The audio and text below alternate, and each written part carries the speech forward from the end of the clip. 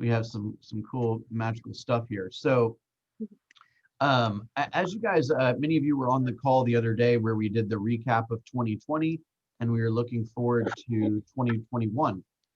And one of the things that I wanted to get in front of you guys and talk about is we got just a lot of stuff going on, right? I'm in the process of interviewing a couple of candidates to be an assistant coach. I am in the process of working with Andy and Sam and a couple other people about bringing in the kind of the lead opportunity where we do a lot of the work in setting up appointments and hiring an ISA and doing Facebook leads and having the ISA basically trying to create appointments for you guys and then lay out the foundation for how those would be distributed and how what the cost would be. The plan right now is to only have PC people eligible.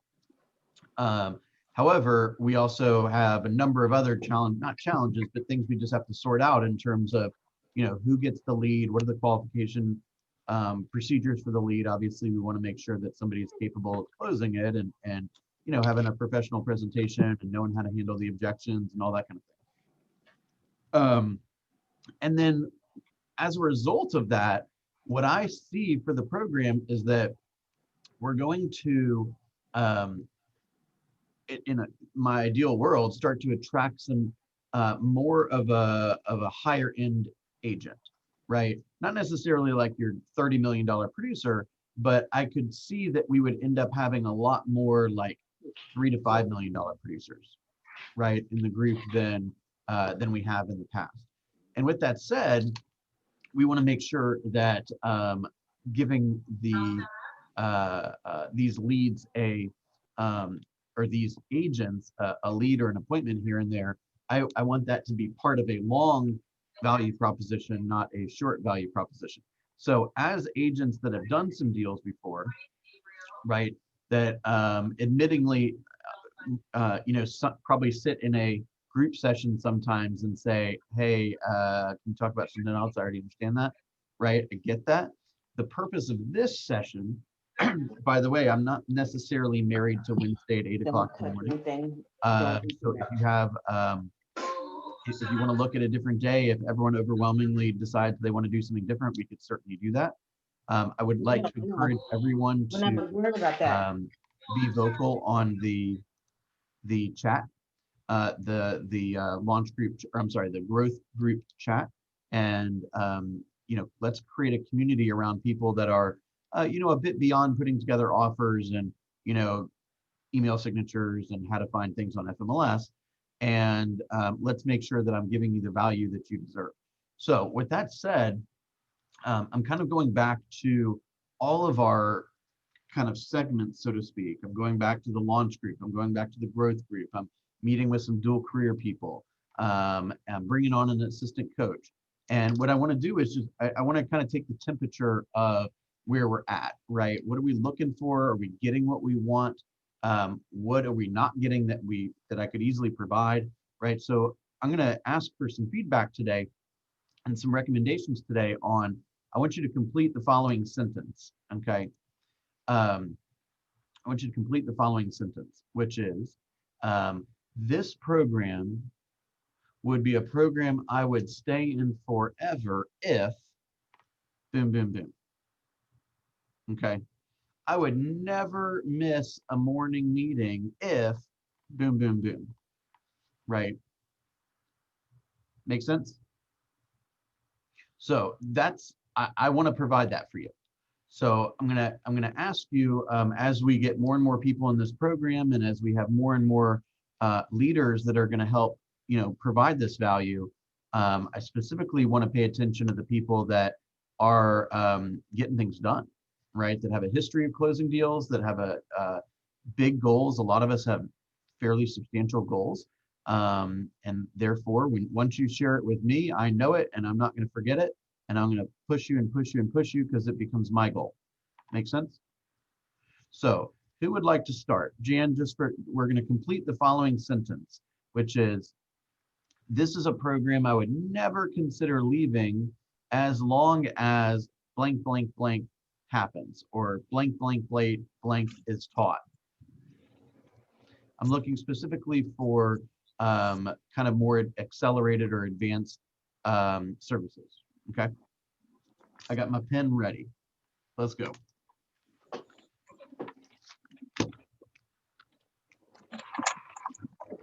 Come on, So who to ready. go first? What? I said, who'd you ask to go first? You can go first. No, okay, Just volunteering. Okay, the first question was, repeat the first one, I'm sorry. So I was kind of freestyling a tiny bit, but the I feel so much better. I know you because you wanted the did, but I question don't repeated. see you, so I didn't. I'm driving, so good morning. How are you? Good morning. It's a good thing you went first, Arlene. So what I was asking is, as we grow this program, we're going to have more and more people that are attracted to the program that already are in kind of that growth mode. And we're going to create a bunch of people that are in the growth mode, right?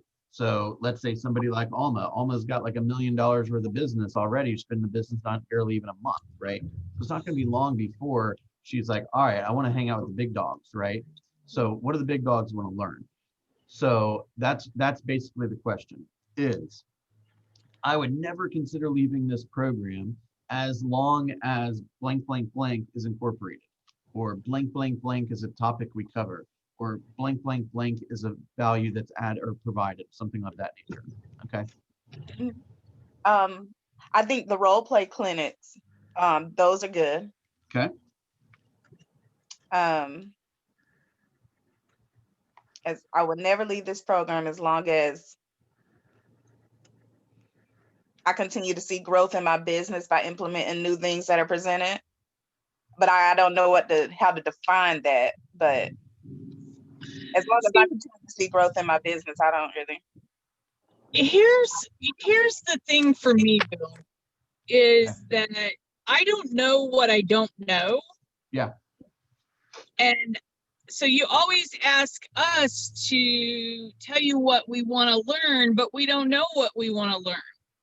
I see. Does that make sense? Yeah, absolutely. So let me give you a little bit of a framework to work within. I appreciate you being forthright with that. So Frederica, what we're talking about, good morning, is how do we make a program that is supportive of top producers that would cause you to never consider leaving because you're getting everything you want to get.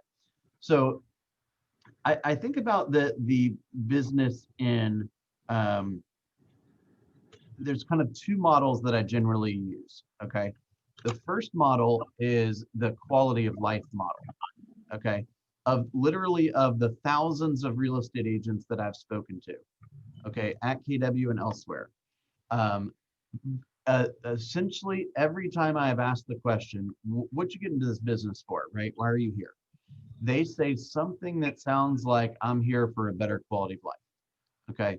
That generally manifests itself in more money, more time, more flexibility, more control. Control is probably the biggest, okay? And therefore, I think that you basically have a two-step process to get the highest quality of life possible. The first step is controlling the lead flow. So every system and technique and software and daily routine and everything that's got to do with getting a steady stream of incoming leads, that's something that we have to master. So Jan, for example, if you would like to get more leads by doing open houses, or you would like to get more leads by doing more calls or something like that, then some of the things that we can provide are fine-tuning some of those skills, right? And like Darlene said, like more practice, more routine, these kind of things. The next thing that we have to figure out en route to a highest quality of life possible is leverage.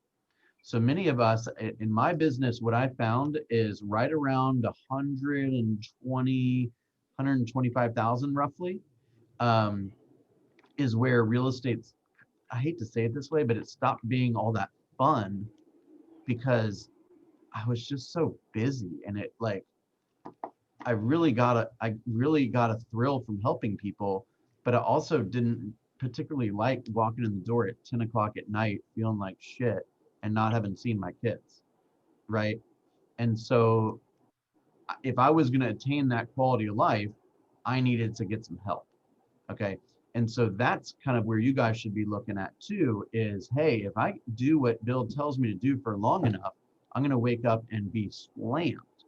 And if I don't understand the concepts of career visioning and personality assessments and interviewing and organizational charts and budget models and business structures and these kind of things, as a growing business owner, I need to start learning some of that stuff.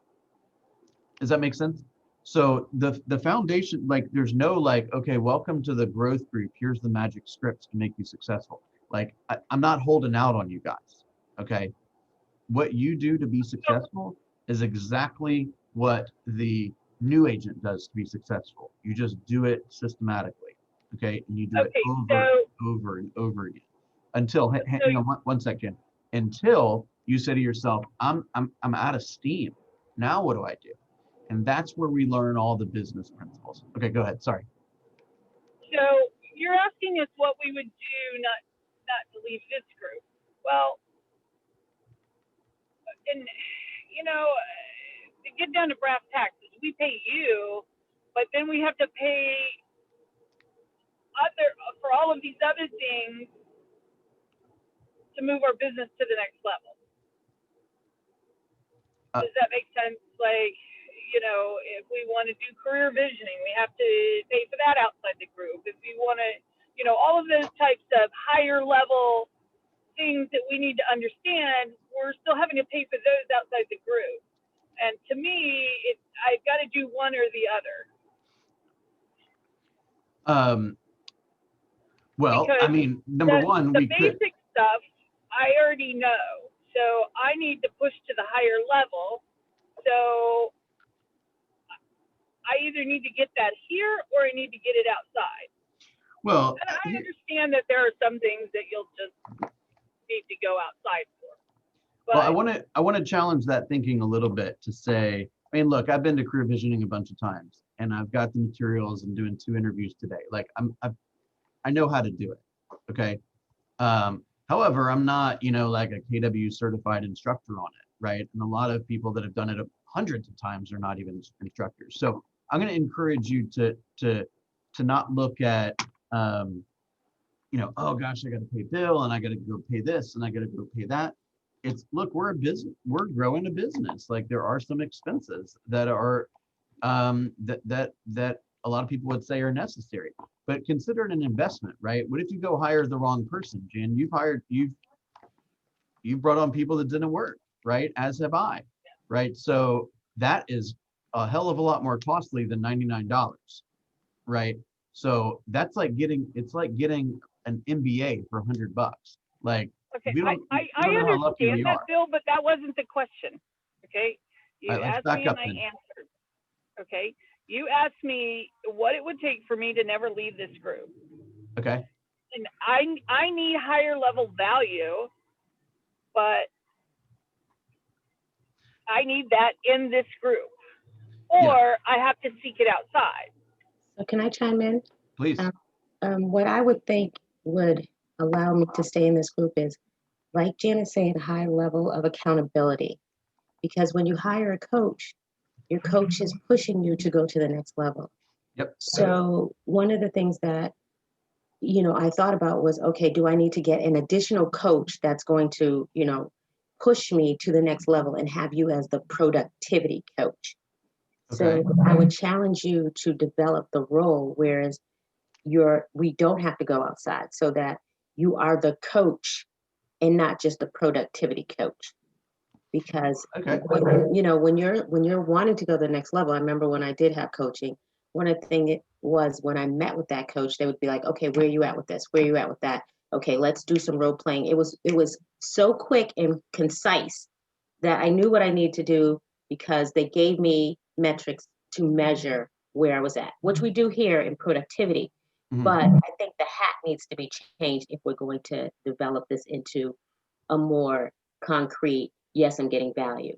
The other thing I thought of was, innovative ideas around developing a team, because if we are a group that's looking to grow a team, looking to take our business to the next level, we're going to have to leverage that with assistant, a buyer's agent, a seller's agent. So our hat has to change and our thought process has to change where that is key. So we have to do a mind switch to get to that point. And that's where we would need you to say, okay, you're not just a regular solo agent, but you're now thinking big. And if you're thinking big, this is where I need you to be. So then you're pushing us to think of bigger in terms of, okay, now you're at 36,000 or you're at 4 million or whatever it is, the number is. Now, when you get to this point, your mind has to change. Excuse me, because I'm technically working. Your mind has to change. So I need you to do a mind switch, and this is where you need to be. And then the other thing I said was sales growth. How do we increase our sales value? You said that when you got to 125,000, it wasn't any fun anymore. And yeah, we've been there where, it's just, you're constantly just working until 11:30, 12 o'clock at night. And then you wake up and you're like, dang, I got to do this all over again. And it does take the fun out of it. So the psychological switch of this is not just your business, but you're trying to change your way of life. So how do you balance the two? But still, I want to push you to beyond 120,000, 300,000. How are you as our coach able to do that? And then the organizational and the development as well, so that we're able to see the structure of what it looks like to be in that position as a business and at that level. Okay. Does that make sense? Those are Yeah, the things this I had. is all And great so, information. This is all great. Innovative ideas. Thank you for articulating that. I appreciate it. I'm not very good at that area. Yeah, so, innovative ideas around team building, around ideas of, okay, you are a single agent, you're doing 25 sales, you can handle that. Okay, you want to take that 25 sales and get it to 36. You have to switch. And these are the little nuances that I, Bill, remembered that when I was at that point, I had to think differently because I had to do this. What be, for instance, hire an ISA, do more cold calling, practice scripts a little bit more savvier, overcome objectives, write offers a lot faster, whatever it is, those things that will take us to the next level. So we're always thinking big picture. Yeah, this is all great. I do want to, there's pretty much no curriculum in Keller Williams that I don't feel comfortable teaching. Right. However, I'm not going to replace the experience of having career visioning with a regional director or something like that. So I would encourage you to participate in things like that. Now, a lot of what we're talking about this morning is around growth and team building and organizational structure and leverage and these kind of things. So maybe some of the concepts that we can talk about first are some of that kind of, let's go to the organizational model from the 30,000 foot view. Let's talk about why we would do it in this particular way. Then let's get into the real nitty gritty of, hey, I'm looking for this type of person to do this role. And here's the career visioning process that we're going to put that person through to make sure it's a good match. Do you want to cover some of those basics? Yeah, I think that, for me personally, I think that would help because if I'm looking to grow up in an organization, and even what Darlene was saying around just overcoming the objectives, that may be something, even though we have those other groups, because our thought process is different here, where we've overcome some of the major or the regular elementary objectives, maybe now we need you to say, okay, have you thought about this? Because now, think about it. When you're dealing with a client at $200 that's selling a house versus somebody at $700, there's a big difference in terms of the mind shift. That $700 person has already sold quite a bit of property. You've got to be more savvier to tackle them than you do somebody who's saying, selling a $200 property. So I don't know if that's globally that you do that with all the group, or if it's particular to us trying to grow our business. So that's just throwing out some ideas. That's what I had written down. Yeah, I mean, you're down a kind of a bit of a fuzzy road there, just as a sidebar, because you start providing one level of service to a $700,000 person, and then a kind of a cheaper version of that service, or you hand select the hey, of the 10 things I do for the $700,000 person, I only do 4 of them for the $200,000 person.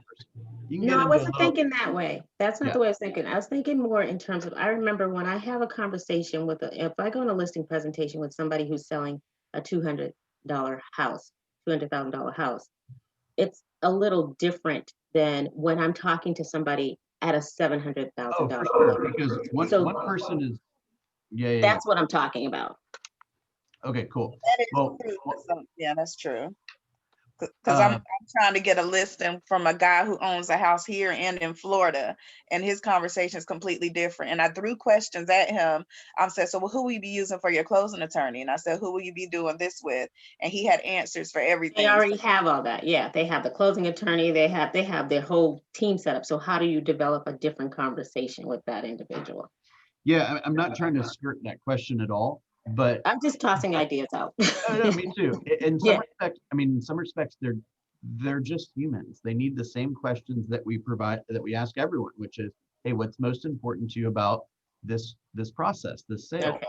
You know, what are you looking? I'm not saying this is the only answer. I don't want you to think that it's a 100% different approach. It's hmm simply, you know, what's most important to you about this process? Why is that most important to you? Right? Do you have anyone else that is involved in the decision? Do you have any relationships with lenders or closing attorneys or appraisers or home inspectors or anyone like that that you would like us to bring into the fold, right? How do I win with you? How do I lose with you? Let me tell you something. These people can only, they're successful, right? They own $700,000 houses. And most people that own $700,000 houses, I know I'm making some generalizations here, but they generally have some form of supervisory role in their professional Exactly. life, right? Leadership. They're in a leadership position already. So they're used to telling you what to do. And you got to still be assertive enough to know your stuff. Right. Well, yes, they're used to telling people what to do, but let's look at it slightly different, which is they're used to identifying a problem and then And having somebody else make it go away, mm, right? And so that needs to be your role. So listen, I know you're a really busy professional, Alicia. My job is to make sure that we identify all the hiccups prior to them happening. And then if one pops up, which it probably will, my job is to help it go away and to help inform you on any pros and any cons, any advice that I have, any professional suggestions I have along the way to save you time and to net you the highest number of dollars. Does that sound like something you'd like? yeah. Right? They don't need to be like, they're not like spoken to a whole lot different. It's a lot of the same questions, right? How do I win with you? How Right. do I lose with you? And some of What's them the best don't way you know. want me to communicate with you? Right. The Yeah. the reason why one of the potential reasons why that you're kind of alluding to that it's very different is probably because you just don't have a lot of experience working with those people, right? Mhm. And therefore that lack of experience is creating a lack of confidence. Yet Right. it's the same, it's Conversation. like saying like, hey, I'm a plumber. Okay, well, the pipes work the same in a $200,000 house and an $800,000 house. Mhm. If I'm a plumber, I know how to address these issues. I'm a real estate agent. I know how to comp properties. I know how to negotiate. I know how to explain the contract. I know how to explain the pros and cons. It's virtually the same. Now they expect a higher level of service, right? So like you might have to do things like drone photography and stagers and real hard stock colorful flyers and like take it up a notch on like the open houses and stuff. And But that would probably be good and helpful for us to look, for us to have conversations around as easy as yeah, well. That I totally agree. I just wanted to give you, for me, what I see is like if I would have to get a coach, why would I need another coach? And that's where I agree with Jan. Like, why would I need another coach if I have you and I can do everything here? And so in so order to, so let me ask you a I don't question. want to dominate the conversation. So I'm sorry. No, it's okay. It's okay. Number one, first of all, 30 minutes is not that much per week. Like I would love to take this back to an hour. But I need to find a day and time that works for everyone to do so. So can we all agree to be a bit more active in the WhatsApp group so that we can kind of put our heads together on a day and a time and finalize our agenda? That's one piece. And then the other piece is um, this is one of the inherent struggles with productivity coaching. And I'll be real transparent with you guys. If you were uh, if I was like your coach and you were paying me for the time, right? Then if you didn't fill out your numbers, I'm like, hey, let's take a look at your numbers. And you're like, oh, I'll get to it later. I'd be like, bye. We're not having this call. Call's done, right? So like, I could be a hell of a lot more like in your face, like, hey, do your stuff or we're not having a call. I have a hard time sometimes, finding that balance of, giving grace and understanding certain situations, and then, trying to be firm and disciplined. I remember hearing a story one time where Gene Rivers is coaching Andy, and Andy, this is at the beginning of their relationship, and Andy says, hey, this year I'm not going to go to family reunion. Gene hung up on him. He's like, I don't coach people that don't go to family reunion. Sorry. If you're interested in this, then you just have to let me know. But I don't coach people that don't go to family reunion, right? It's so if you're prepared to have that type of relationship, I'm prepared to meet you and have that type of relationship. But I got 70 people in the program that all have different tolerances for the truth. Slightly. One thing, listen, I think this is really important. Okay. Every year, at least one time, I reread Millionaire Real Estate Agent. So whenever I hear somebody, I know this, I'm not trying to pick at your words, Alicia, please don't hear this, but like whenever somebody says, I'm looking for innovative ways to do something, that makes me think, does this person have all of the foundation? You remember in MREA, it says, Yep, it said you have these are the foundations. Then Yeah. you have the creativity, Activity. not the other way around. Exactly. So Well, I think when I think of innovative ideas, there's so much information in productivity. So I think it's more so what, you came at it with a question that for me needed a lot more time to think about. Like it's one of those questions that you need to say, hey, next meeting, this is what I want you to think about, so that I have a little more time to process it before I go giving out answers. But Yeah, when I thought of it, I was like, okay, well, if I was going to do productivity with a coach, and I remembered when I was coaching with Mike Ferry, one of the things that I was really like, okay, how can you help me with this? How can you help me with that? And then on the flip side, it's like, Jan, I really don't know what I don't know. And that's why I need a coach, Yeah. So Yeah. it's a double-edged sword, but I did read the book, so I am familiar with it. And I was trying to go through the process of, and I think innovative ideas for me was thinking of, okay, you've got the organizational model, lead, budget, all of those different models. Now, how do they come into play? What's the best way to incorporate them? So maybe the word choice was a little different, but that's where I was going with that. Like, how do we incorporate that? What are some of the savvy ways that we may be missing from those things? 100%. All right, I'm going to